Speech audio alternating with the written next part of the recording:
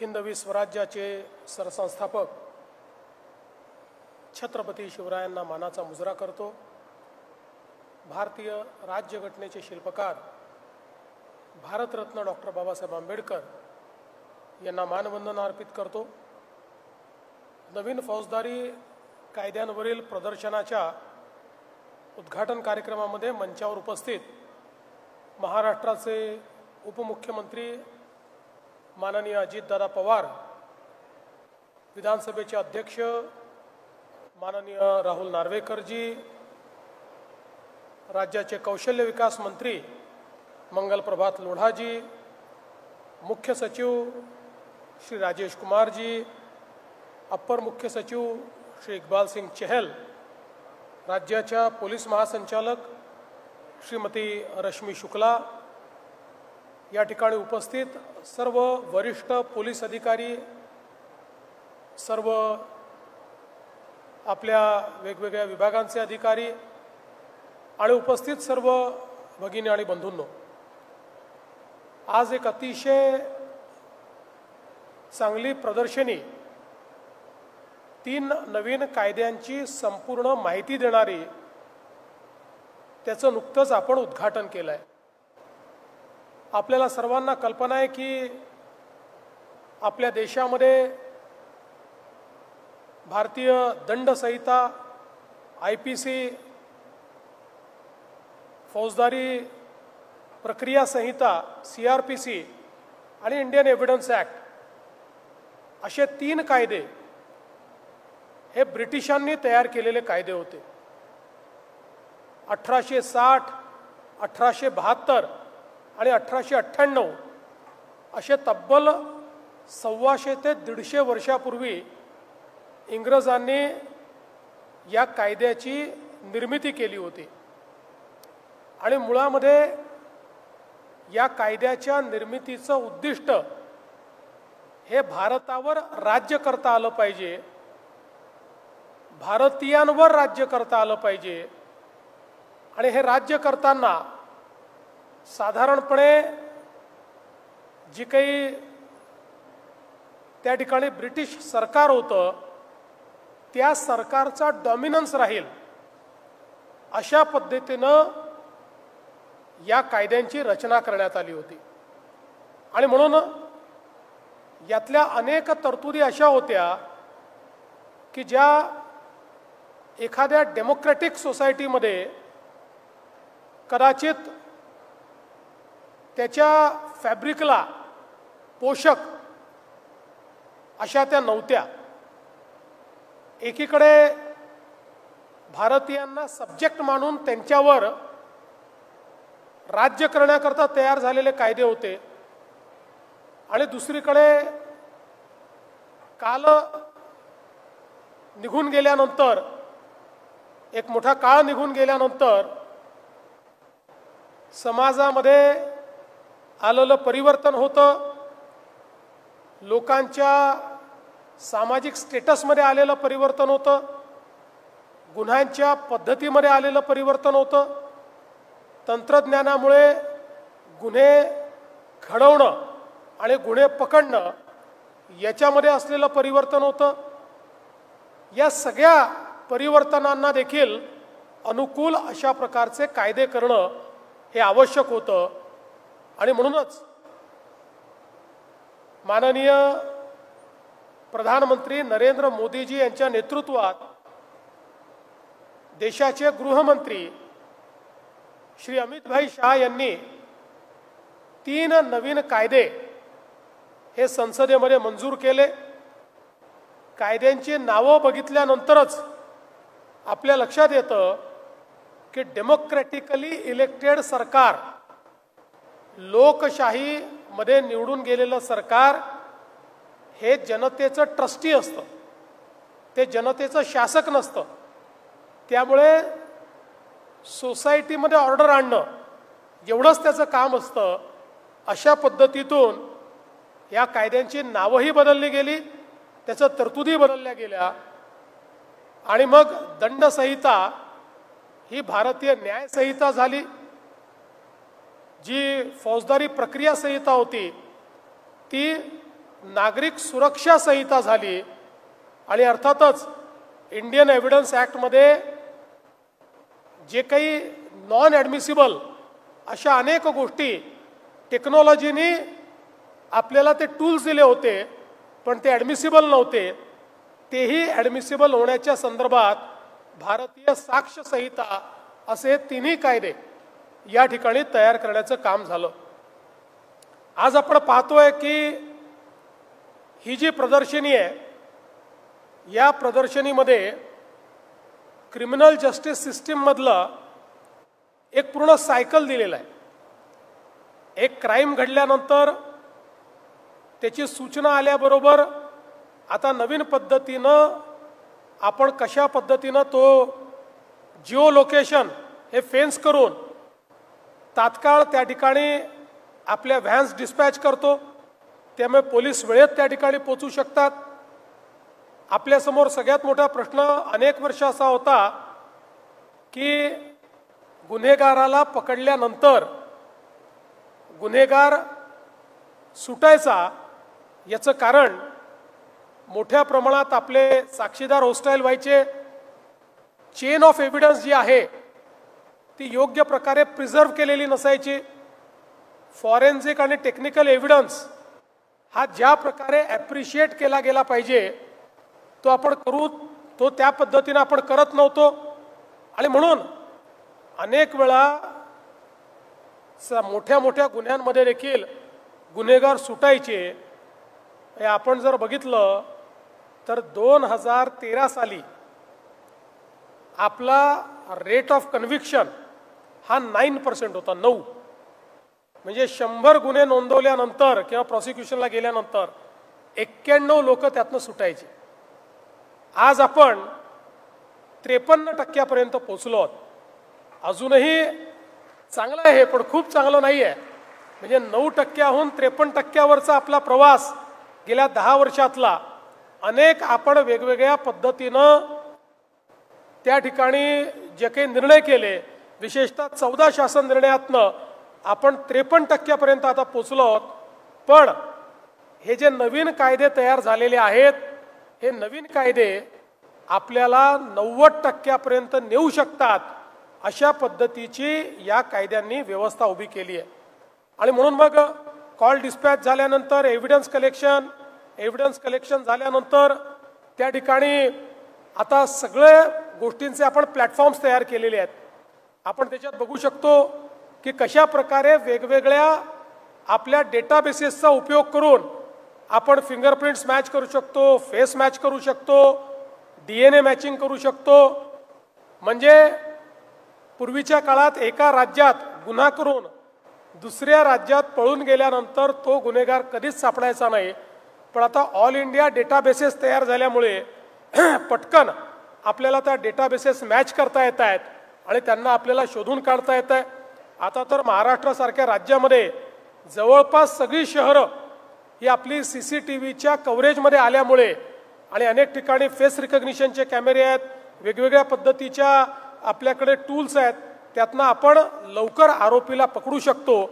आणि या सगळ्या प्रक्रियेमध्ये पूर्वी आपल्याला कल्पना आहे की मेडिको लिगल केसेसमध्ये खूप वेळा मेडिकल एव्हिडन्समध्ये टॅम्परिंग व्हायचं, वेळेवर त्या ठिकाणी रिपोर्ट्स यायचे नाहीत. या सगळ्या गोष्टी आता आपल्या या प्लॅटफॉर्म्सवर आल्यामुळे त्या ठिकाणी जी काही कागदपत्रं आहेत ती डायरेक्ट त्या ठिकाणी आपल्या व्यवस्थेमध्ये जातील आणि मेडिकल कॉलेज असेल किंवा जी काही आपली हॉस्पिटल्स असतील त्यांनाही त्या संदर्भातले रिपोर्ट हे त्या ठिकाणी व्हर्च्युअली पाठवण्याची आता सगळी व्यवस्था झाल्यामुळे या सगळ्या गोष्टींमध्ये जो काल अपव्यय व्हायचा आणि त्याहीपेक्षा ह्युमन इंटरव्हेन्शन असल्यामुळे टॅम्परिंग व्हायचं ते देखील होण्याची आता शक्यता उरलेली नाही. त्यासोबत प्रॉसिक्युशनमध्येही आता खूप बदल आपण केलेले आहेत. या सगळ्या कायद्यांमुळे आपल्याला इथे पाहायला मिळालं की पूर्वी जे तारीख पे तारीख व्हायचं ते आता करता येत नाही. आता जर त्या ठिकाणी डिफेन्सने 2 पेक्षा जास्त वेळा ॲडजमेंट मागितली तर प्रॉसिक्युशनला ऑब्जेक्शन घेता येतं आणि त्या केसमध्ये जी काही तारीख आहे ती पुढची तारीख मिळणार नाही असं माननीय न्यायालय सांगतं आणि त्यातनं वेळेत एखाद्या केसचा निकाल लावणं हे शक्य आहे. मला स्वतःला याची कल्पना आहे. आम्ही देखील आता अनेक आंदोलनं करायचो, अनेक आंदोलनात केसेस लागायच्या. मला आठवतं की 1990 साली माझ्यावर जी केस लागली होती त्या केसमध्ये चार्जेस फ्रेम झाले 2010 साली आणि केस अगदी छोटीशी कुठल्या तरी आंदोलनाची केस होती. त्यामुळे एक प्रकारे न्यायालयाचंही वेळेचा अपव्यय, तोपर्यंत त्या पोलीस स्टेशनमधले सगळे लोक रिटायर झालेले असल्यामुळे त्याचा रेकॉर्डही सापडत नाही, अशा प्रकारची अवस्था.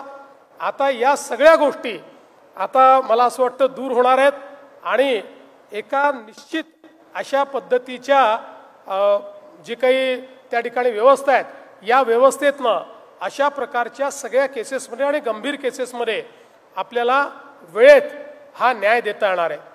आज आपल्याला कल्पना आहे की इतक्या मोठ्या प्रमाणात आपल्याकडे आता सायबर क्राईम तयार झालेला आहे. सायबर क्राईममध्ये आता महाराष्ट्रामध्ये आपण तयार केलेली सायबर लॅब ही देशातले सगळ्यात चांगलं आपलं सायबर हेडक्वार्टर आहे. आपल्याकडे कॅपेबिलिटीज आहेत. नुकतंच आपल्यापैकी अनेकांनी बघितलं असेल की सायबर बुलिंगपासनं आपण जवळपास 60पेक्षा जास्त मुलींना वाचवल्याची एक बातमी ही काल त्या ठिकाणी आली होती. त्यामुळे आता या सगळ्या ज्या नवीन टूल्स आहेत हे टूल्स जरी आपण तयार केले पण त्या टूल्सच्या माध्यमातनं जो काही एव्हिडन्स आपल्याकडे प्राप्त होतो त्या एव्हिडन्सची ॲक्सेप्टेबिलिटी ही जर कायद्यामध्ये नसली, तो ॲडमिसिबलच नसला तर या एव्हिडन्सचा काही फायदा नाही.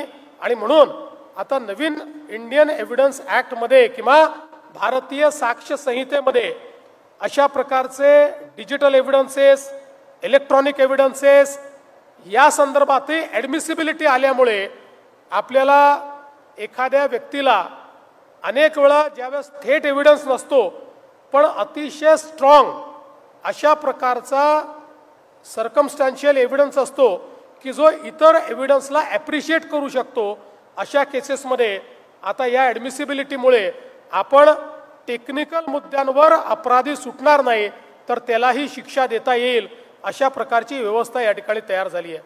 विशेषतः आता फॉरेन्सिकमध्ये आपण 7 वर्षापेक्षा वरच्या गुन्ह्याला फॉरेन्सिक व्हॅन त्या ठिकाणी नेऊन आणि सगळ्या प्रकारचे फॉरेन्सिक एव्हिडन्सेस जमा करतो आणि ही जी काही सगळी त्याची प्रिझर्वेशनची व्यवस्था ही आपण तयार केलेली आहे.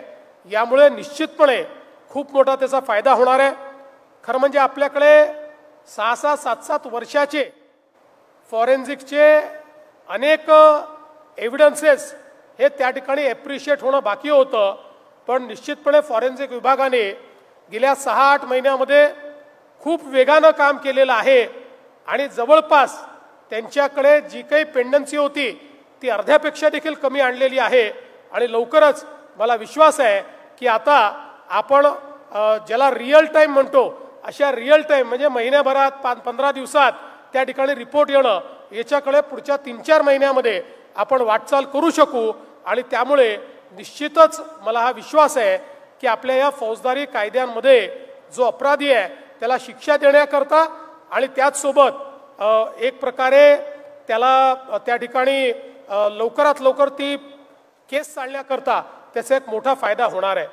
आज आपण पाहू शकतो की आता सर्व प्रकारे आमचे जे आपले जे काही साक्ष आहेत या साक्षांना आपण एखाद्या डेझिग्नेटेड ठिकाणावरनं ऑनलाईन ते साक्ष देऊ शकतात. म्हणजे सगळ्या साक्षीदारांना कोर्टात नेण्याची आवश्यकता नाही आहे, सगळ्या अपराधांना प्रत्येक वेळी कोर्टात नेण्याची आवश्यकता नाही आहे, तेही ऑनलाईन होऊ शकतं. यामुळे पोलिसांचे श्रम, कोर्टाचा वेळ आणि यातनं होणाऱ्या अनेक गडबडी या सगळ्या गोष्टीतनं आपल्याला मोठ्या प्रमाणात त्या ठिकाणी एक फायदा झालेला आहे. डॉक्टर्सही आपला एव्हिडन्स आपल्या हॉस्पिटलमधनंच डेझिग्नेटेड प्लेसवरनं देऊ शकतात. अशा प्रकारची त्या ठिकाणी व्यवस्था झाल्यामुळे त्यातनंही ज्या काही तारखा घेण्याची वेळ येत होती ती देखील येणार नाही. असे अनेक बदल आज या कायद्यांनी केल्यामुळे या देशामध्ये निश्चितच आपली जी क्रिमिनल जस्टिस सिस्टीम आहे या सिस्टीममध्ये एक आमूलाग्र बदल आज झालेला आपल्याला पाहायला मिळतोय। पण हे सगळं जरी झालं असलं तरी नागरिकांसहित सगळ्या स्टेक होल्डर्सला जोपर्यंत याची माहिती मिळत नाही तोपर्यंत आपण म्हणतो जंगल में मोर नाचा किसने देखा तशी याची अवस्था आहे।